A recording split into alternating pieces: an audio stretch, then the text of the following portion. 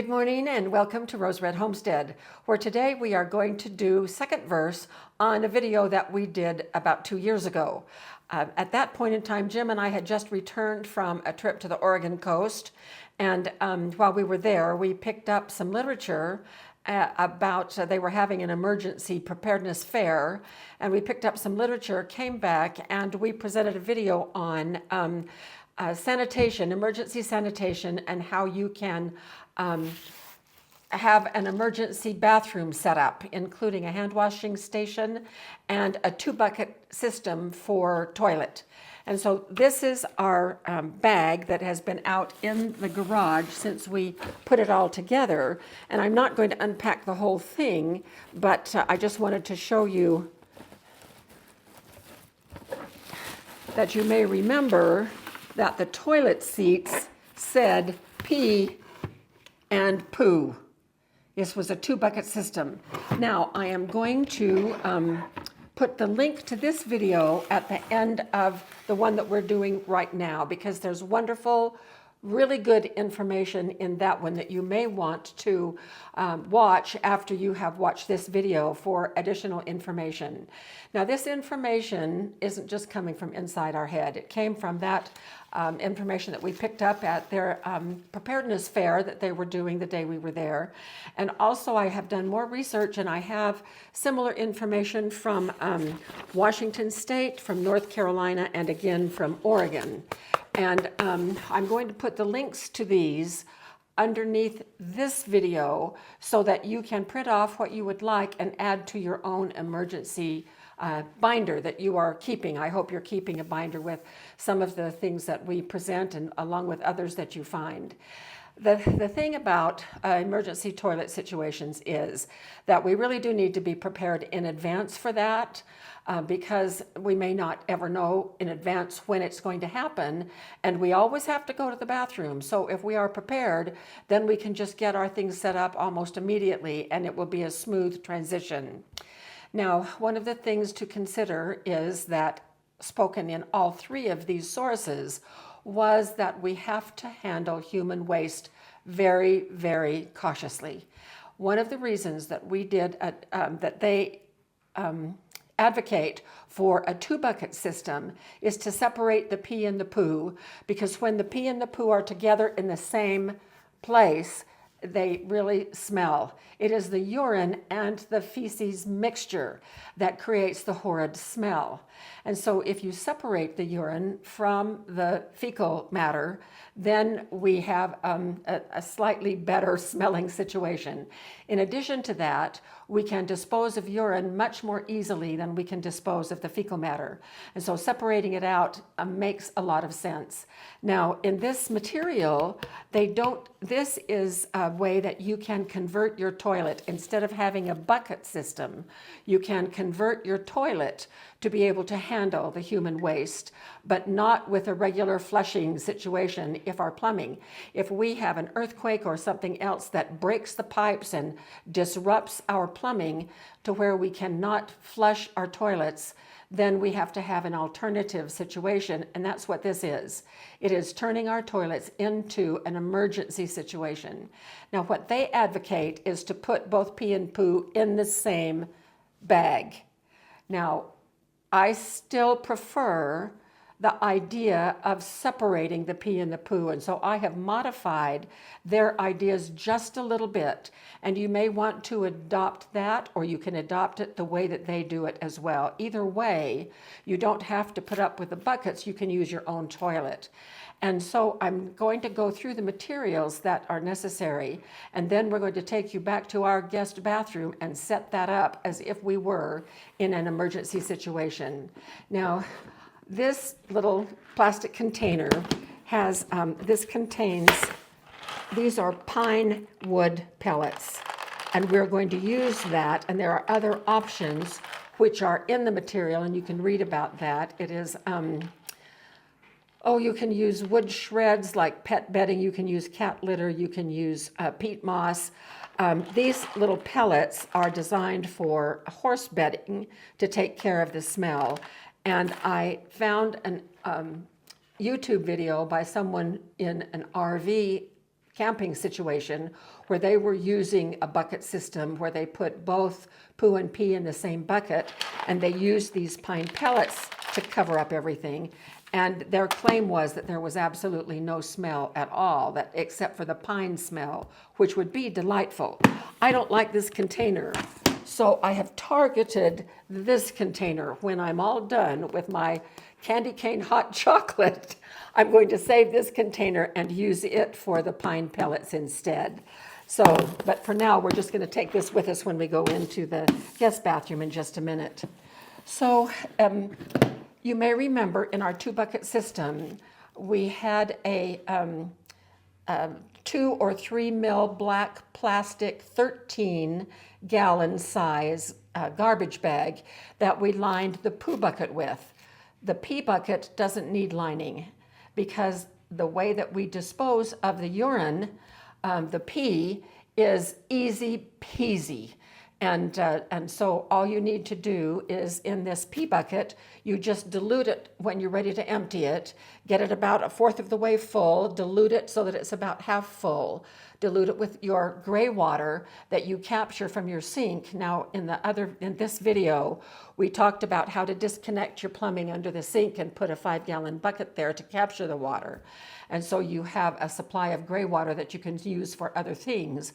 One of those things is to dilute the pee bucket or the pee container, and then all you have to do is just walk out to your yard and you can dump it anywhere, and it is perfectly safe to do that. The fecal matter is an entirely different thing, and so I have adjusted their method just a little bit. I think 2 of the 3 of these sources recommend a 2 garbage bag system where you line your toilet with 1 garbage bag and then you put an inner bag inside that is going to capture pee and poo. But I've adapted that to separation of those 2 things, and I'll show you that in just a minute. So I have adapted the 2-bag system too. So here is a regular 13-gallon tall kitchen garbage bag. And that's what they suggest that you line the toilet with. Okay, so we've lined our toilet, and it's time to empty the poo bag. And this is the poo bag. So how much poo is going to be in here? Oh, maybe this much, maybe this much. But look at all this extra plastic. By the time we tie this up and put it in, there's a whole lot of extra mass here that is going to fill up our receptacle wherever we're going to stash this. Is going to fill it up faster. So I thought, oh golly, I can do the first liner as this, but the inner liner that we're actually going to be using for the human waste, what if we got a smaller thing? And so I looked and looked and looked, and bingo, I found just exactly what I wanted, and I'm so tickled about it. I can't wait to show you how it works. So we're going to unpack our bag here. I have some plastic gloves. I have a whole case of these rolled plastic bags. Now these rolled plastic bags, look at the size of them. They're half size. This is perfect for a poo bag because we'll fill it up almost to the top, and then we can do the drawstring, and there's no extra mass that is going to be going in our receptacle. Now, in order to store the fecal matter, we have to have a separate container, not one that when things are restored to normal, our garbage people are going to come and carry to the dump. Human waste needs to be disposed of separately, and it will be up to each one of us to understand what the health considerations are for our area by the health department. What do they want us to do? Are they going to send around a special pickup for fecal matter that will go to a special place? I don't know, but we can receive instructions to know exactly what to do with this. Meanwhile, we need to keep it someplace in our property, on our property, in the garage, in a separate garbage bag, a separate garbage container, like one of the great big ones that isn't used for pickup. And so we just have to figure out where we're going to store these little bags so that when the time comes to dispose of them, we're ready to go with that. This is a bedpan bag. I thought, this is just perfect. This fits a bedpan. And in addition to that, this came with a whole row of little odor liners, liquid absorbers that we can put down in the bottom of this bag that they're about this big, and you just peel them off and put them in here, and it helps absorb the odor. And so there's that. And then here is the brainstorm that I had. Now, I've been to the hospital a lot. I had 6 babies, 2 of them C-section and other issues. So I'm very familiar with a little urine hat that goes in a hospital toilet that we have to pee in so that they can take the measurements on it, because here's a scale for measurements.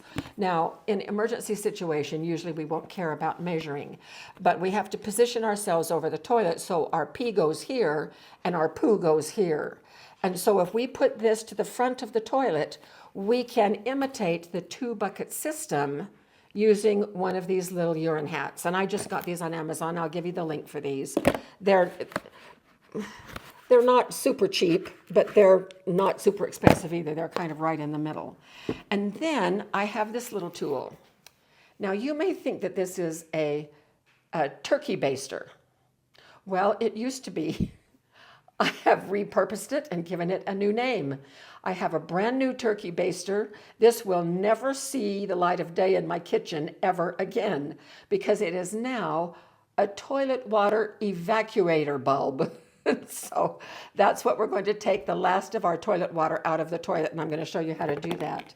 And then in here, I also have, this is painter's tape, and that's how we're going to fasten the bags to the toilet. So I'm ready to take you back there now to our guest bathroom, and we will get our toilet set up so that you can make sense of all of this stuff that I have just said. So we'll meet you back there. All right, here we are in our guest bath. It's a small bathroom, but it would work fine for how to adjust our toilet for an emergency going to the bathroom situation. So here's our toilet. It has water in it right now, and we need to get all of that water out. Now, the instructions say turn off the water, then flush it. I'm going to show you what happens when I turn off the water and then flush it. The water is supposed to go away. We'll see if it works. So right back behind the toilet, as you know, is the water handle. And so I'm just going to turn it so it is now off. All right, now flushing.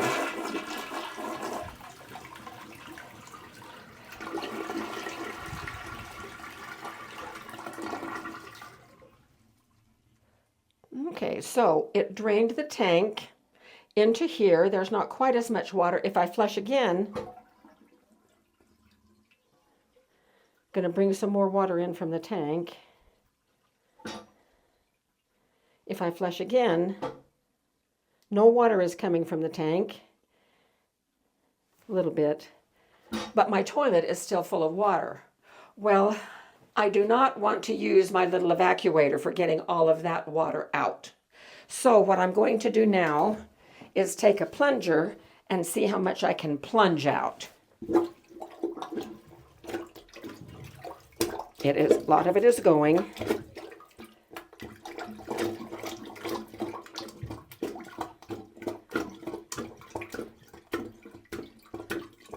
All right, that's about as much as I can do.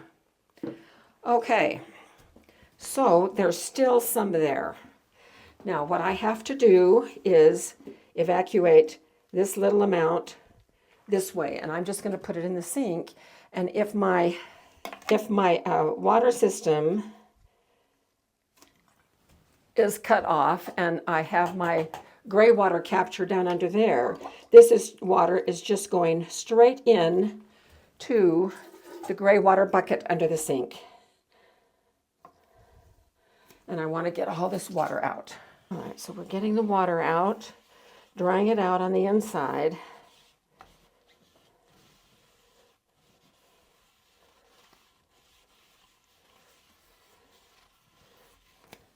And just for your information, I'm going to be sanitizing this along with this sink before we reuse this bathroom regularly, because even though I'm never going to use it in the kitchen again, I still want it to stay clean. All right, so now our toilet is devoid of water and pretty dry. So the next thing that we need to do is put our bottom liner in. Now, this is an elongated toilet. If you have one that is a regular size, this bag will fit just a little bit better.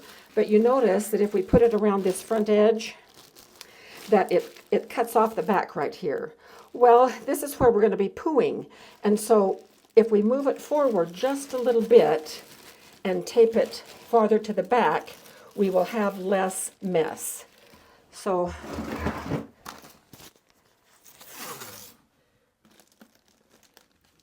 I'm going to tape that down toward the back. And they make wider tape if you want wider tape. I just had this out in my tape container.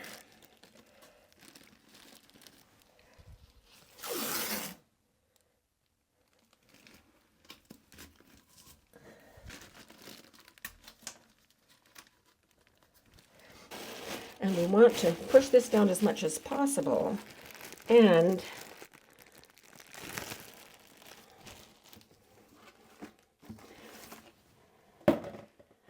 then I'm going to put in the bag that is actually going to be the one that's going to be doing the work.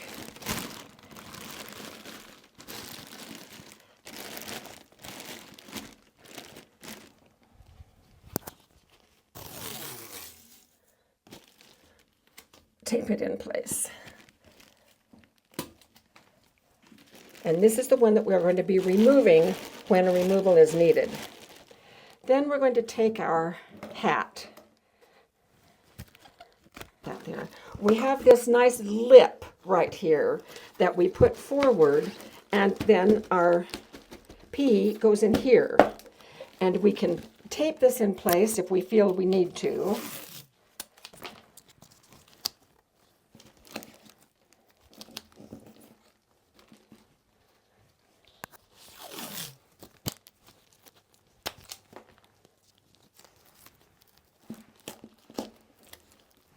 But it's pretty steady.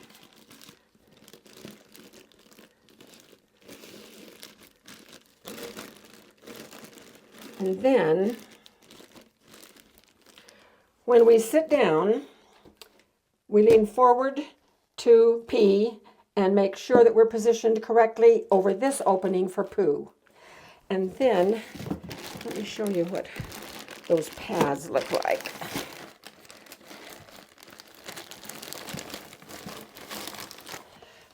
So here is a deodorizer absorbent pad, and that goes right down there to help absorb odors and any liquid. And then when we're done, here's our covering that we just used to sprinkle right here. So now that we're all finished, we just can lower that lid and we are set to go. And then when not in use, we can close this lid. Now that lid is not going to control all of the odors. If we want to do something a little bit more odor containing, then just get a piece of cardboard and put across there. You can line it with plastic.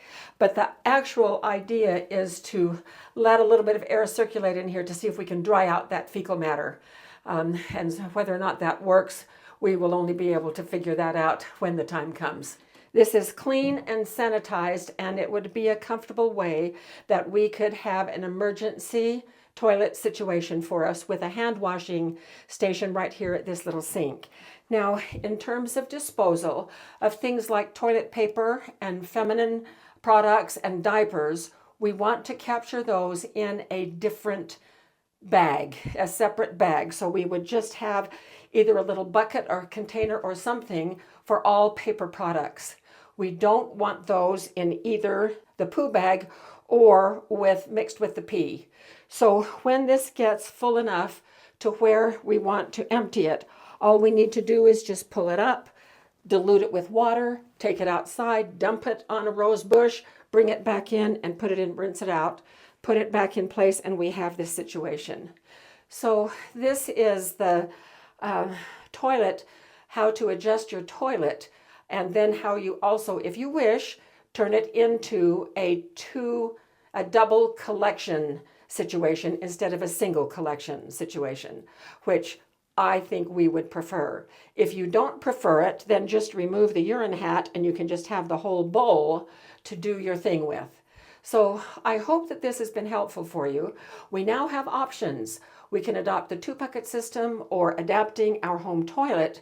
We can stay clean and preserve our health by proper disposal of human waste. So thanks so much for being with us, and we'll see you again soon, but we won't be meeting in a bathroom next time.